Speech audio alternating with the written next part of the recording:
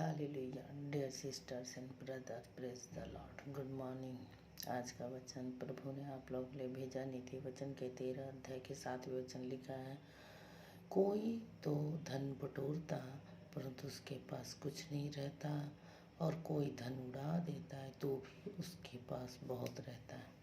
इस वचन के अनुसार प्रभु हमें समझाते हैं कि कितने जन ऐसे हैं जो पैसे को बहुत ही कमाते हैं, इतना कमाते हैं, चाहे टेढ़े रास्ते या सीधे रास्ते, जैसे भी रास्ते धन बहुत कमाता है, लेकिन वो रख नहीं पाते जितना वो सोचते रखने के लिए।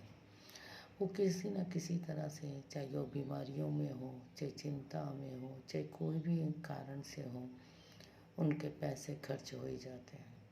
कुछ लोग ऐसे भी होते हैं, कोई धन उड़ा देता तो भी उसके पास बहुत रहता है। यहाँ उड़ा देने का मतलब है किसी को दान करना, किसी का हेल्प करना, किसी की सहायता करना। इस तरह से जो धन खर्च करते हैं, तो पर वो कहते हैं कि ऐसों के घर में किसी चीज़ की घटी नहीं होती है, उसके घर में बीमारियाँ नहीं आती हैं जो खर्च करने के लिए, क्योंकि उनके पैसे ऑलरेडी किसी की सहायता में चले जाते हैं। तो इसमें लिखा वचन हमें यह समझाता है कि पैसे बटोर के रखने से भी अगर नहीं रहना हो तो चली जाती हैं। पैसे अगर रहना हो तो जितने भी आप बिखेर दें तो भी वो रह जाती है। ये वचन बहुत ही इम्पोर्टेंट है।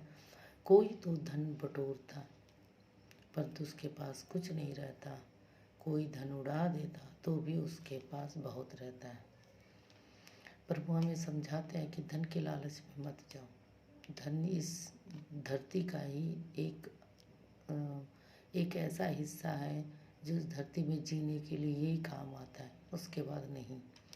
अगर स्वर्ग में जाना है तो स्वर्ग में कोई पैसे की ज़रूरत नहीं है, सिर्फ धर्मी बनने की ज़रूरत है, अच्छे कार्य करने की ज़रूरत है, अच्छे मन की ज़रूरत है, अच्छे आत्मा की ज़रूरत है, अपनी इच्छा, अपना मन, इन सब को क्लीन करने की ज़रूरत है। प्रभु हमें समझाते हैं। इसीलिए अगर पैसे बहुत ज़्यादा हो गए तो चोर भी उसे चुरा सकता है, लेकिन अगर हम महिमा में धन बटोर लें, हम इतने धर्मी बन जाएं, इतना हमें आशीर्वाद मिले, इतना ब्लेसिंग मिले, इतना हम कमाएं कि हम कहीं भी खर्च ना कर सकें, क्योंकि वो पैसे नहीं है, वो हम दान है। हमें दान मिलता है, आशीर्वाद मिलता है, वो दिखाई नहीं देती है, और वही चीज़ काम आती है स्वर्ग में। और स्वर्ग में जाना हो तो प्रभु फैसला लेते हैं, कौन धर्मी है, कौन पापी है, कोई किसका न्याय होगा, किसका अन्याय होगा, क्या करना है, क्या नहीं करना, ये सब सोचना प्रभु का काम है। वही सब सोचते हैं।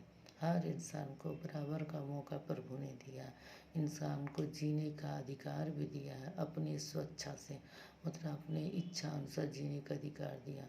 इसीलिए प्रभु न्याय करते हैं कि अपनी इच्छा से क्या तुम बटोरते हो, धर्मी बनना, पापी बनना, अच्छे कार्य करना या कार्य नहीं करना, कैसा जीवन जीते हैं। इसीलिए इन वचनों को हमें समझना चाहिए। आप भी समझिए और वचनों को हर दिन सुनना चाहिए, क्योंकि वचन के द्वारा ही प्रभु हमसे बातें करता है। वचन के द्वारा ही हमें समझाते हैं कि क्या करना चाहिए, क्या नहीं करना चाहिए, कैसे जीना चाहिए। इसलिए आप भी प्रभु को मनन करिए, वचनों को ग्रहण करिए, और अपने हर दिन, जीवन के हर दिन को आप स्वच्छ करिए, इतना स्वच्छ करिए कि आप धर्मी बन जाए। Thank you. जय मसीह की।